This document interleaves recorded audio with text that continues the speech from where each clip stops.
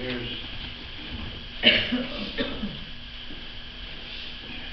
you go, Kim. Thank you. Sean.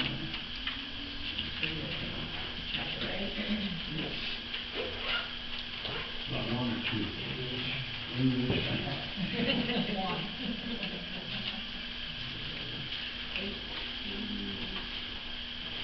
I just want, this is not a homework assignment. This is just some notes you could take. This is from last week, and this week's in your bulletin. But it's just something you can take home and chew on throughout the week, and study on for yourselves. And because I want all of you to be Bereans. Don't take everything I say, but to search it out for yourselves in the Scriptures. Because they are the final authority. That's right. And so, as you tell, I make mistakes for December there, so please, check it out for yourself, and that's what that's for. You left the door open, Mally. Also, before Nelson leaves, we did the baby revealing yesterday, and they already put it up on Facebook and everything. Yeah. But we are going to be having a boy. And my grandson. Yeah, a grandson. His name is going to be Ezekiel Thomas. Amen. Amen. And Did he have a BB tattooed on his forehead? Not yet. Buffalo Bill? Not yet. I'm working on it. I tried to get Mally to be a Buffalo Bills fan. I even had a onesie with Buffalo Bills. So I still saved that onesie for the next baby. I'm actually a Dallas fan. Oh, Yeah, another Dallas fan. Pastor, we're going to have another one too. oh, congratulations! Just found out my daughter Marilyn's going to have another one. So All right. Did they know what boy or girl yet? don't know yet. All right. They going to have a revealing party? Yeah, she Okay, yeah. Well, let us know. We're all excited. And babies are special. I'm going to have a great grandchild. I don't know what's going to be yet. All right. And there's supposed to be a seventh in the making, but it's kind of work in progress.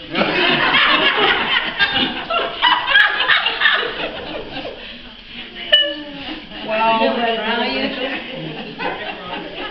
that's more information than we needed. Well, anyway, let's get started. Luke 8, we're going to be covering 40 to 56 today, and I titled this message, Fear Not, Only Believe. Believe. And as we covered before, last week and the week before, Jesus left the Capernaum area and traveled across the Sea of Galilee, and a big storm came up in the midst, and he was, asleep, and and so getting to the other side was challenging, and it's very challenging for us here on this earth. We have troubles and trials and tribulations that come our way, and storms that hit our family like a tsunami, and but Christ is there with us through the storm, and so storms do arise in our voyage of life, but Christ is there to quiet the storms and say, "Peace, be still." And then they get to the other side, and there was two men, according to Matthew, two men. But Luke only mentioned the one man that did all the speaking ran into a demon-possessed man. Not a demon, but demon, plural. And, full of demons, and they called them Legion because they were many. And so the disciples were frightened. Here they came out of this storm, all shaking in their boots and everything, and I should say shaking in their sandals.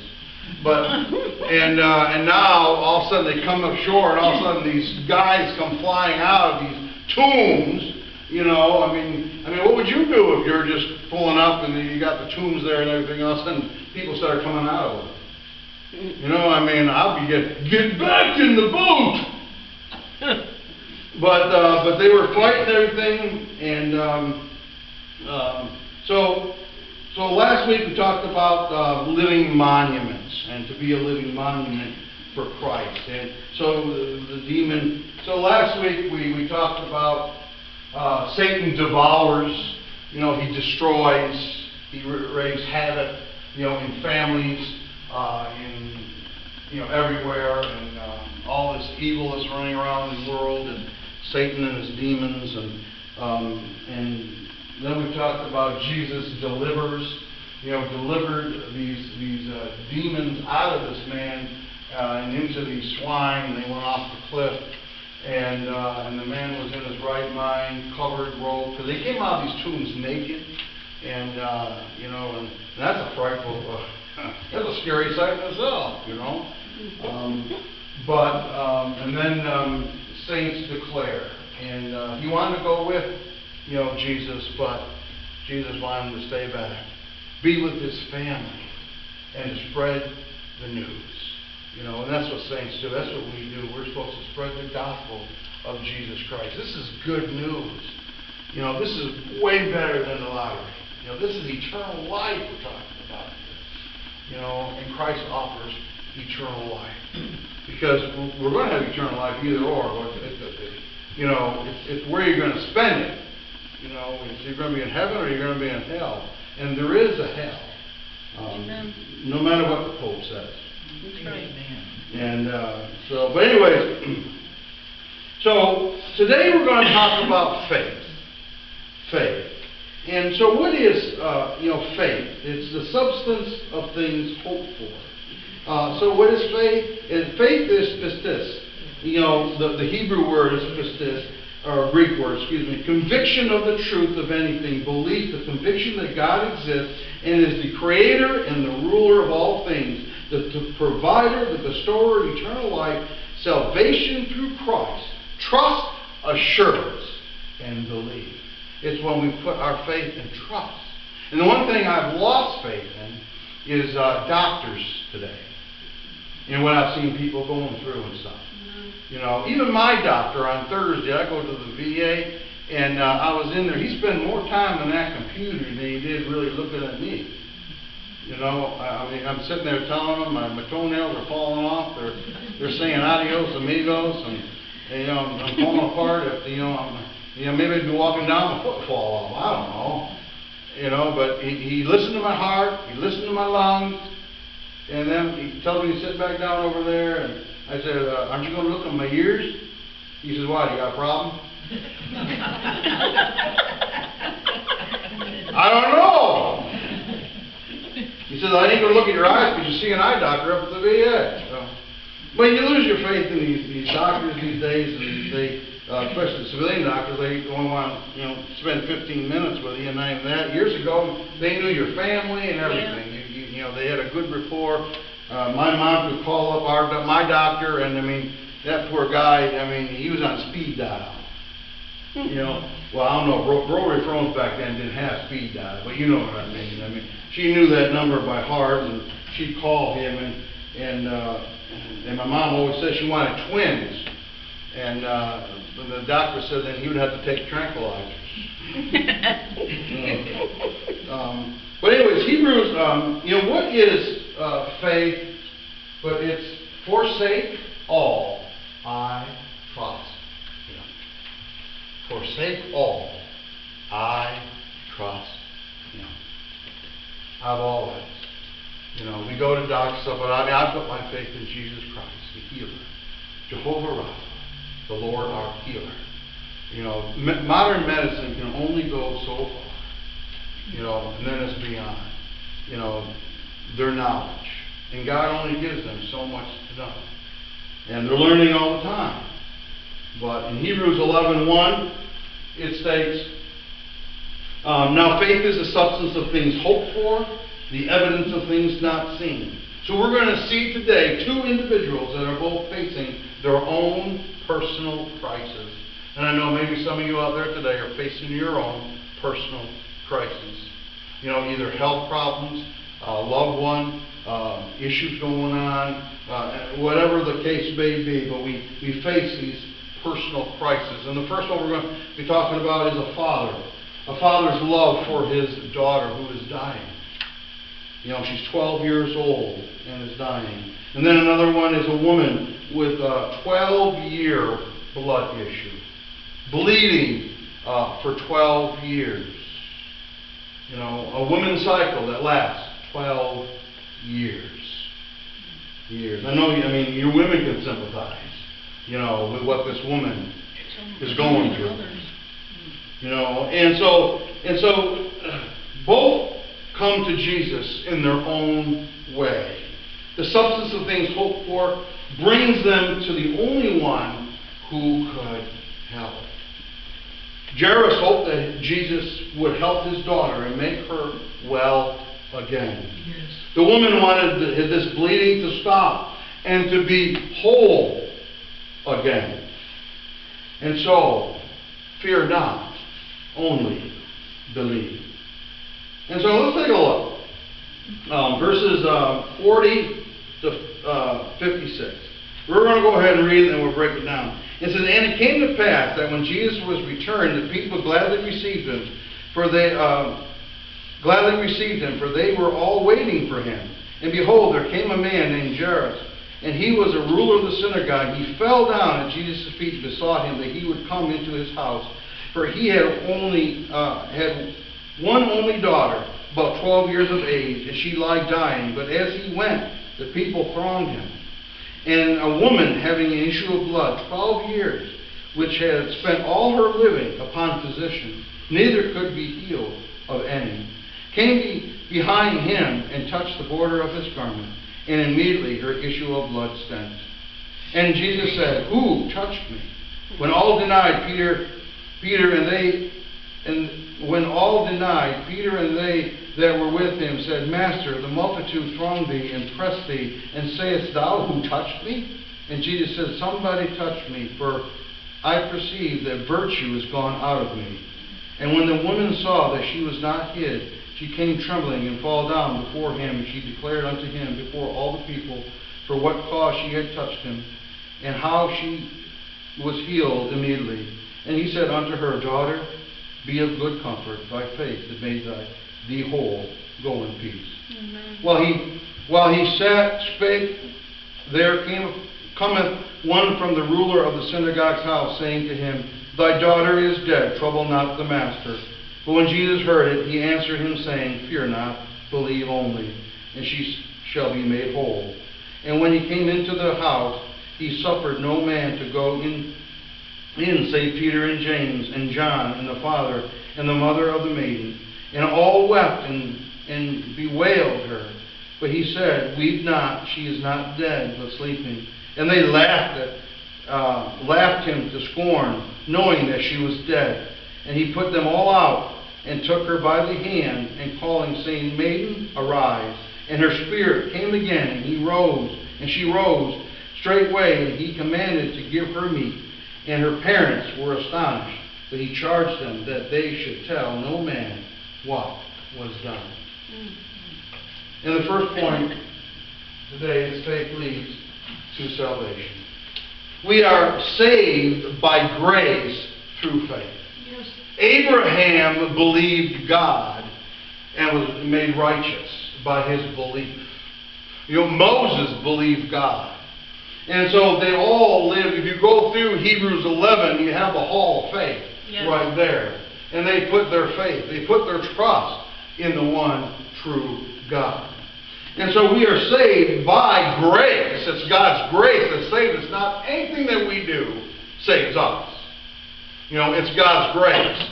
You know, but through our faith, we repent of our sins, realizing that, hey, I am a sinner. I sin against God. And receive Jesus Christ as our personal Lord and Savior. And so Jairus did the greatest thing a father can do. What did he do when his daughter was sick? You know, when doctors were coming, you know, and couldn't figure out what is wrong with her, give them no hope I mean, this was a ruler of a synagogue. It didn't mean he was only 12 inches tall. He was, remember I said the synagogues were the Jewish community places to go worship. It wasn't the temple. The temple was only in Jerusalem. And they didn't have a priest. They had different speakers that came. Remember when Jesus came and spoke in Nazareth at that synagogue. And so they had rulers that kind of oversaw things and kept the scrolls and stuff like that and got the guest speakers and stuff and different things. But they kept things in check. But he was one of those, and he had plenty of money. Money that a lot of these movie stars and stuff that that have different cancers and stuff like that. But money can't buy healing. That's right. No matter how much money you put in, you're still going to die. That's right. You're still going to die. And so it might prolong it, but we are all going to die one day. And so Jesus did the greatest, or Jairus did the greatest thing the Father can do. He came to Jesus. That's right. He came to Jesus. So who was this Jairus? Of course, he was a ruler of the synagogue, a leader among the people. Everybody knew him. But this was bravery on his part because he was a leader in a Jewish synagogue, and here he is coming to the most hated man by the Jewish leaders of that day, coming to Jesus for help for his daughter. And so his daughter, the importance of his daughter, the love he had for his daughter was more important than his status, his job or anything else. His daughter was the only thing on his mind. Mm-hmm. And so he came to Jesus and he fell humbly at Jesus' feet. He came with a troubled heart. That his daughter was dying and only Jesus, can heal her. That's right. So what brought Jairus to Jesus? Because of his daughter. A problem he could not solve. Even being a ruler, there are some things you cannot do. That's right. And no matter how much money you have, no how much knowledge you have, you're only limited. And so he came to Jesus. His daughter was 12 years old and was dying. Doctors couldn't help her. And so he needed a touch from God.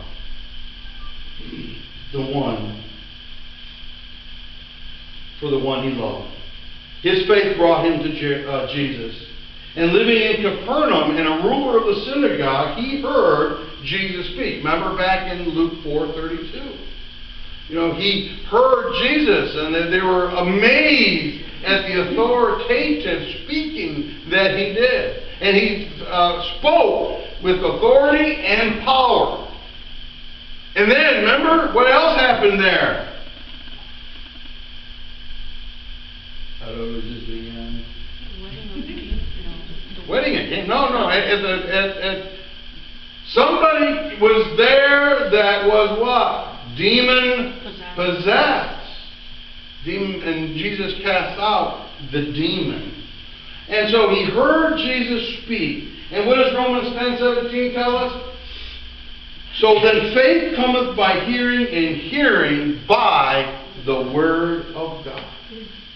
And so we are saved by God's grace through faith. Ephesians 2:8 says, for by grace are ye saved through faith, and not of yourselves. It is the gift of God. Amen. George Mueller said this, faith does not operate in the realm of possible. There is no glory for God in that which humanly is possible. Faith begins where man's power ends. And then if you notice here in verse 50, I wanted you to take a look at this. It says, when Jesus heard it, he said him, saying, fear not, believe only, and she shall be made whole. She shall be made whole. This is when they came and told him that his daughter had died. And Jesus looked at him and said, "Fear not, believe only. She shall be made whole." When you look up that word whole in the Greek, it's sadizo, to save, to save. Keep safe, to rescue from danger or destruction, to save a suffering one from perishing, i.e. one suffering from disease, to make well, heal, restore to health. The religious leader of the synagogue made a big stand for his daughter by coming to Jesus because he knew he was the only one that could heal her. He put his reputation and his life on the line for his daughter. Parents do that all the time, don't we? We stick up for our children no matter what. A lot of times we stick up for them even when they're wrong. After we stick up for them, then we take them aside and give them what for. The most privileged children in the world. Do you know who they are? The most privileged children in the world. You're going to say, "Oh, the ones that get the most Christmas gifts at Christmas time. The ones that have all the toys all year long." You can't buy love. No matter what you try doing. You can't do it. The most privileged children in the world, those who have parents that pray for them, especially for salvation. The most privileged. Parents are on their knees daily. My mom prayed for me. Lord knows she prayed for me. You know, I was ADD or ADHD back then. I'm 50-something now, and I lost the age. But I was ADD, and they didn't know what that was, and I was just all over the place. I mean, I used to knock kids off. We used to have monkey bars in our school, in the kindergarten. I used to knock other boys off there and watch them hit every rung going down. Boing, boing, boing, boing, boing. Ding! And laugh about it. I spent more time out in the hall in the corner. Even teachers come by and say, "How you doing, Jim?" And even when I wasn't out there, that one day they said, "Is Tim sick today? Is he home? What's going on? He's not out here in the corner." One time I went in my teacher's drawers, desk drawers. I rephrase that here. Desk drawers. And I found all her Easter candy and all that kind of stuff. And I told all the kids that there was no Easter bunny. Here's back out in the hall. So I did these things. But my mom prayed for me, especially when I went in the Army. And I wanted to get my CIB, the Combat Infantry Badge. But God has a sense of humor, and I circled around the wars. Because when Panama broke out, the war there against, what's his name, the drug dealer and stuff, I was in Colorado. Noriega. I was in Colorado, hoping to go to Panama, but guess what? When that war ended and everything, and when Desert Storm broke out, I was in Panama. I said, my mother's praying. And so I circled around the wars. I wanted I tried getting the EIB, and that was hard. You had to go through all these things and everything else, and I always messed up right at the PT test, not running. But I did pass it one time. I got so close, and finally I bowled out on one last stupid thing and almost got it. I was so close, but didn't get it. But the most privileged ones are parents that pray for your children's salvation. And those whose names are often before the throne of grace. Those children whose names are often before the throne of grace. Parents and grandparents, you need to be sharing your faith with your children and your grandchildren. Tell them who Jesus is and His love for them and what He did on the cross for them because of their sin. Tell them what sin is, because that's going to come up. What is sin? When Diane was, witnessing to my niece, Alyssa, she's home now with the Lord, but when she was little, about 5, was it? No, she 2? was about 8. 8 or something, and we were witnessing to her, and she was talking about sin, She explained to her what sin was and stuff like that. And then she says, Alyssa, have you sinned? Nope. Have you lied to mommy? Nope. Have you done anything wrong? Nope. And on and on and on. But down the road, as she got older, she did come to know Christ as her personal Lord and Savior. But that question is going to come up. What is sin? Your answer is anything you think, say, and do that displeases God. Anything you think, you say, and you do that displeases God. And so ask them to repent of their sin and receive Christ as their personal Lord and Savior. Explain why Christ had to come, why He had to die, because of His love for them, and to pay the penalty of their sin upon that cross.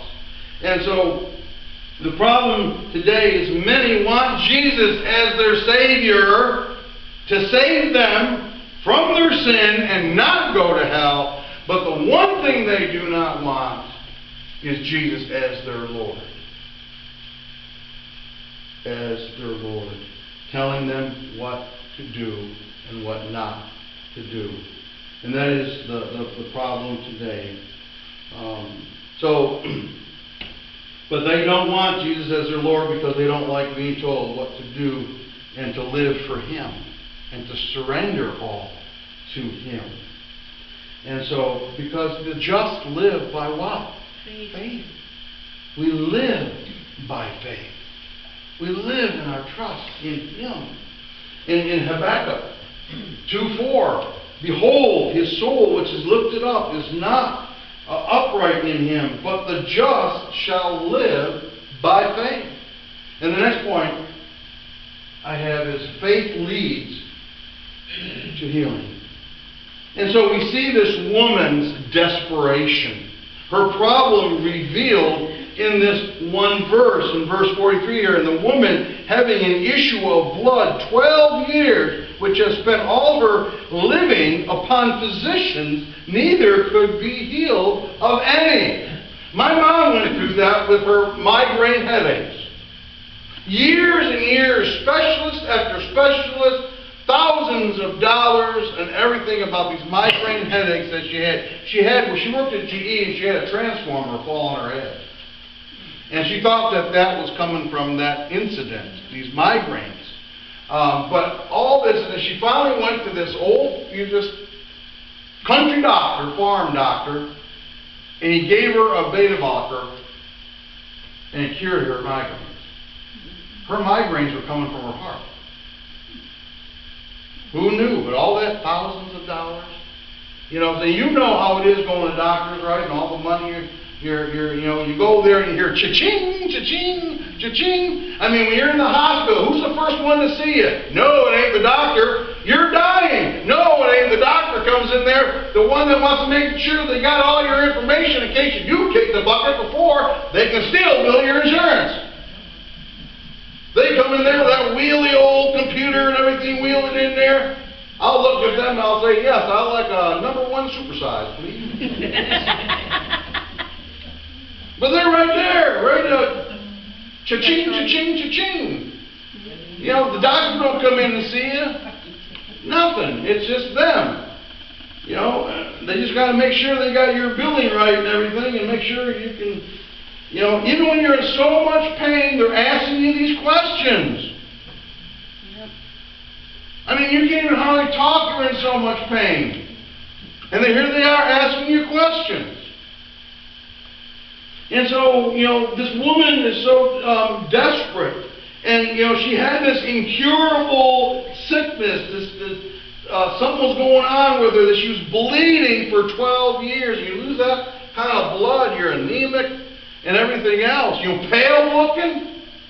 I mean, she had spent all her money on physicians. She was poor now. And she probably ran into some shysters. Because their medicine back then isn't like our medicine today. They even had a lot of superstitious medicine, like, walking around with the fried goose egg and walking this in the daytime and this at nighttime with it, and all kinds of weird superstitious years back then. But she was also ceremonially unclean. So that means she couldn't even step foot in the temple. She couldn't even touch anybody or touch anything that somebody's going to touch because she is ceremonially unclean. And according to Leviticus, you can mark this down, Leviticus 15, 19 through 27, a woman with a bleeding problem like hers was ceremonially unclean for as long as the condition persisted. That meant that she could not go to the temple or attend the synagogue. No one in her family could touch her, or anything she touched, or they too would become ceremonially unclean.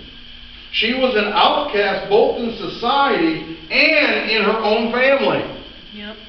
12 years. Now how, and her husband, if she was married, couldn't even touch her because she was ceremonially unclean. 12 years. If he stayed with her, that's true love right there. Amen. That would be true love. But she was physically desperate. Her health was gone. 12 years with this hemorrhage, most likely a tumor or PCOS. They didn't know what that was back then. But something was going on. She had this issue as long as Jairus' daughter was alive. Jairus' daughter was 12 years old. And this woman had this issue as long as she was alive. And so, Jairus' daughter had 12 years of love, fun, and family. Hugs and kisses and games and fun and loving on her daddy and mommy.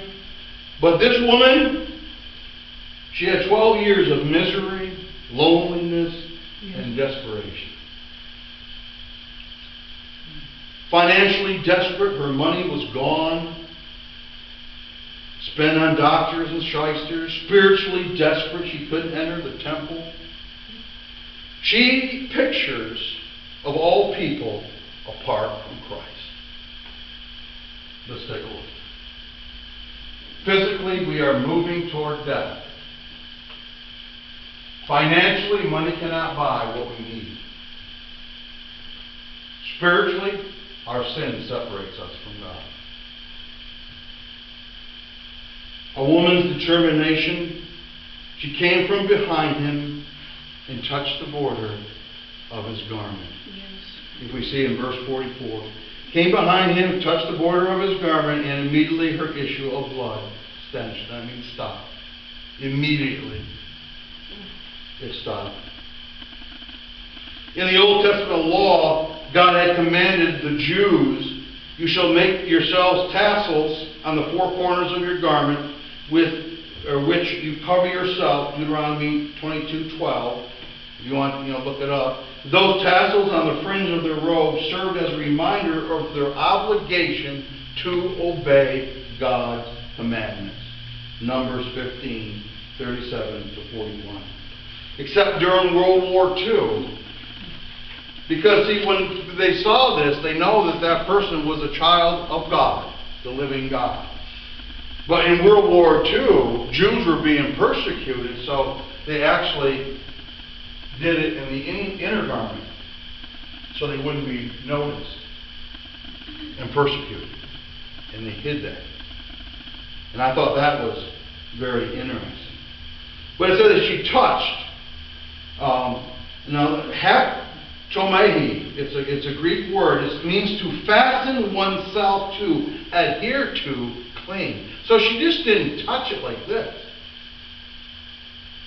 She grabbed hold of his garment. She was so desperate, so destitute, so feeling lonely and unclean, away from society. He had all these multitude around them, banging up and everything, and she just came and reached and grabbed a hold, saying, if I could only grab a hold of the hem of his garment, I will be made clean. Amen.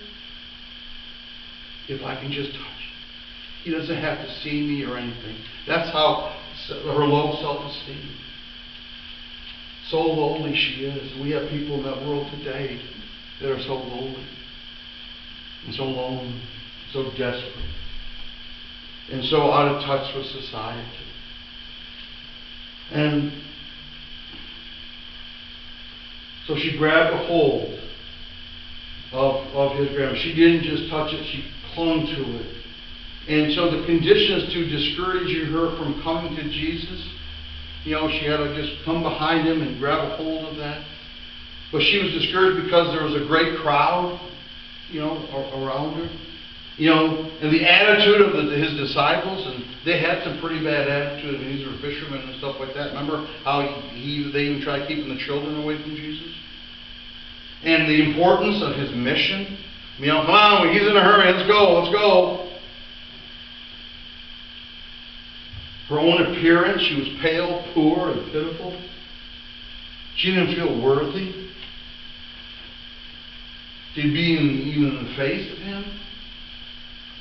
Still, she pressed through to Jesus, just to touch the hem, to grab a hold of the only one that could help her, to grab a hold of the only one that cared, to be healed.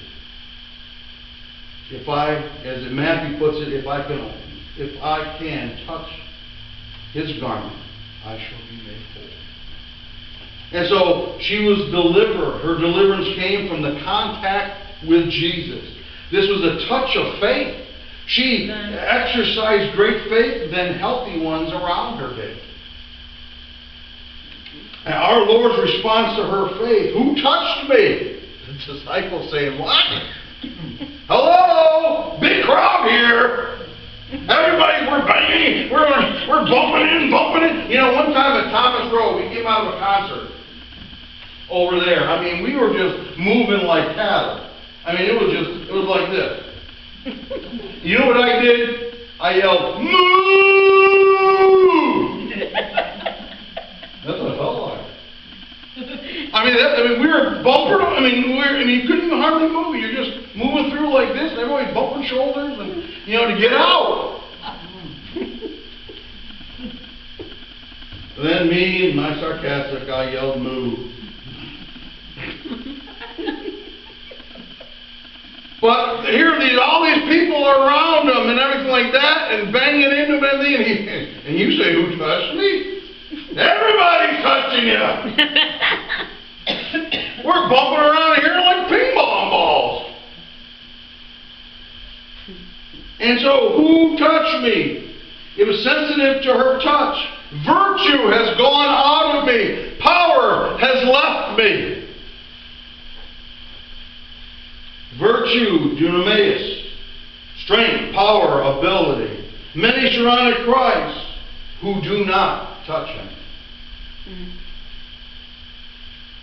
Many know about Jesus, but don't reach out to know Jesus. People are religious, but have no relationship. It's not about Southern Baptist, Baptist, Independent Baptist, Fundamental Baptist, this Baptist, that Baptist, Free Will Baptist, non-Free Will Baptist, eat every day on Sunday Baptist, And it's not about the denomination, it's all about Christ. That's right. Denominations are man-made, as I said it again, but it's all about Jesus Christ. And so, and the woman declared, trembling, gave her testimony to Jesus. She came kneeling before him, trembling. She looked so pitiful. And she told him everything about her issue of blood, about all the money she had spent on doctors, and nobody had any answers. But I know you do. And she declared to the crowd what had happened, how her words have endured. Only one in the crowd whose words are known today, because she touched the hem of Christ's garment. She declared or how her words have endured. In touching Jesus, she was able to touch others. Jesus said, "Thy faith has made you whole." Whole. Same word used in verse 50. She was healed, she was cleansed, she was saved, made whole. She was physically and spiritually made whole. And guess what? He called her? Daughter. Daughter. Daughter. Dugeta. A daughter of God. And guess what else it means? Acceptable to God. We are acceptable to God through Christ our Lord. Amen.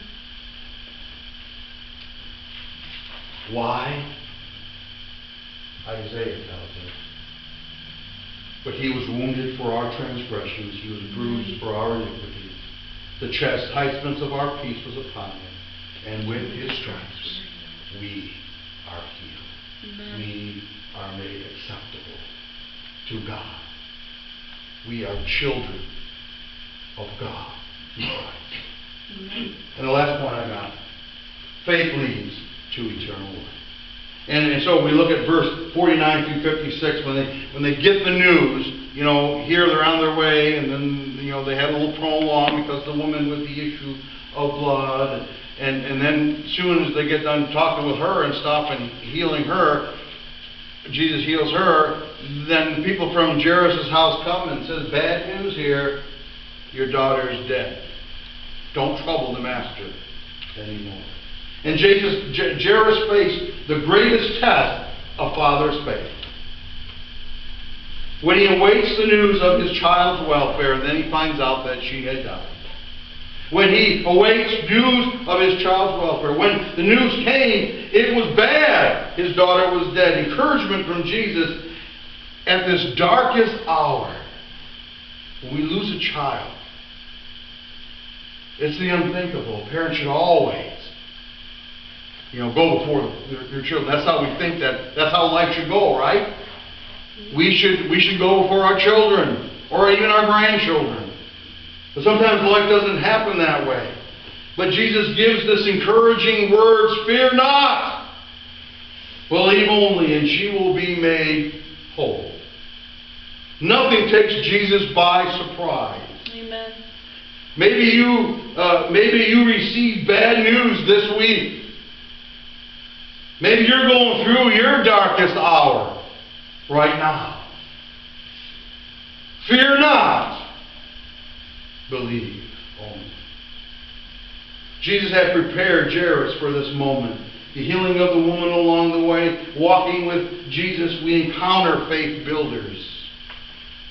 When we walk and go to different church functions and different events, like Diane and I are going up to the SPCV, and we get recharged and stuff. We listen to some great preachers up there, and we get we have to sit underneath the Word too, and learn, and so we get so when we walk with Jesus, we encounter other faith builders that kind of encourage us, other Barnabases that kind of encourage us and move us along the way, the ministry.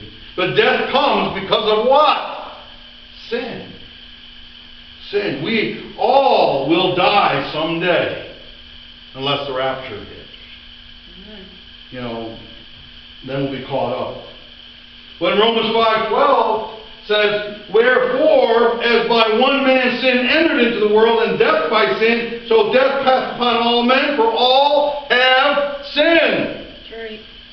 Death came to Lazarus, and Jesus delaying in coming when he was sick. He arrived 4 days late, and Lazarus had been in the tomb for 4 days.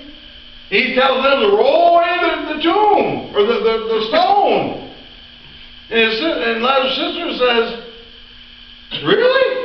He stinketh by now."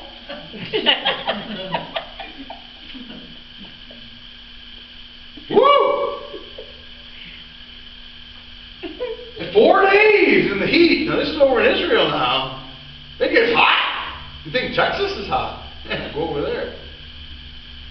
Go over there. I was in the Mojave Desert, California, and that was 150 degrees in the shade. I mean, it was hot. He had BDUs on and everything, and I had KP. Peeling potatoes. And tell you one thing, potatoes and heat don't go well either with that starch. I mean, I could actually walk out of my BD uniform. It stood right there. It was, woo.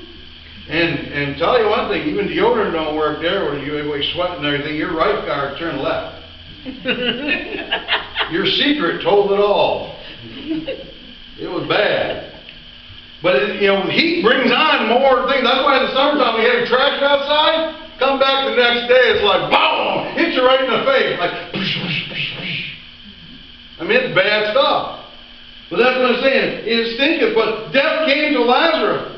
You know, and so when he arrived to the house, and they had family and professional mourners there. They had professional mourners. They hired people to cry at your family's funeral. I think that's where acting started. And Jesus said she is not dead, but only sleeping. And what did they do? They laughed him to scorn. You're nuts. You're crazy. We know dead. That's dead. We've seen dead. That's dead. Only sleeping. Jesus told everyone to exit. He gave them the left foot of fellowship. Except for the parents, Peter, James, and John. When he said that she was asleep, he was mocked and ridiculed.